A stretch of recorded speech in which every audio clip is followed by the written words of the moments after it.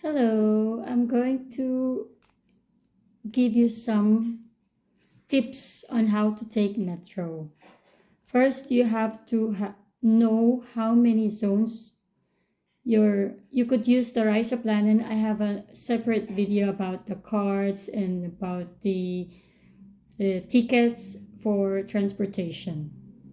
When you know where you're going to and you use the Plan, check what zones you're going to travel to, how many zones and what zones, how many zones, if it's 3 zones, 2 zones, and what zones are you going to pass by when you use metro. It's also important that you check if a monthly ticket they have a separate charge for metro, but with the Rise Accord or travel card normally is for everything, all types of transportation. You could use it in metro, in bus, in S train, the Risa card. But if you have a bike in metro, you need to pay separately for your bike. There's an extra charge in bringing your bike in metro trains. Unlike in S train, it is for free or it's already included in what you pay for. So that's what you have to know. Remember how many zones, what zones, and if you have a bike, pay extra for the bike. There's an extra charge.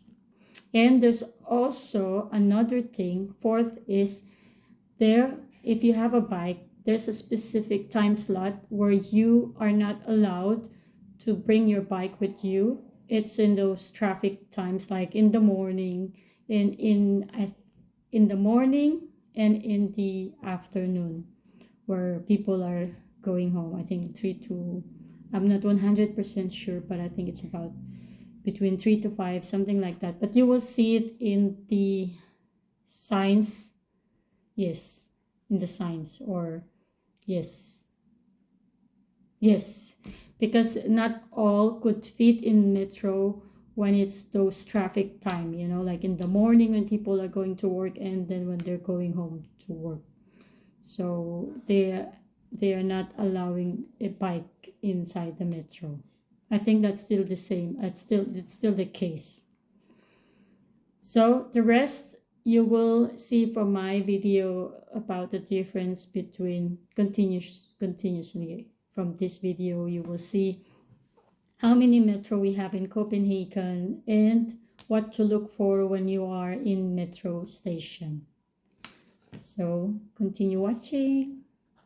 Here in Kongens Nytorv. This is how for metro. M1. M1 is the green one. So M1 is this one.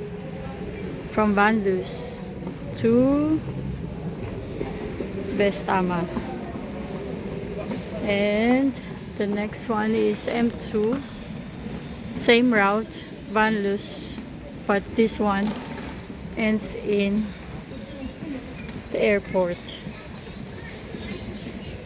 And then the next one is, so if you're going to the airport, that's the M2.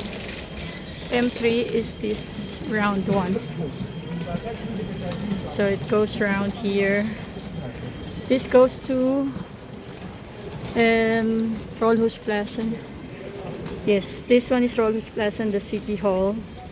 And this is the Copenhagen Central Station, where you could also take S train to the airport. There's a lot of trains here in Copenhagen Central Station. And the last one is Metro number 4, Copenhagen, from Copenhagen Central Station to Orientkaj. And that's a list of all the stations where they stop. M1, M2, M3, M4. Yes. And when you take metro, you will see what direction they're going to. For example, this one goes to Bandus, and then the other side goes to another direction.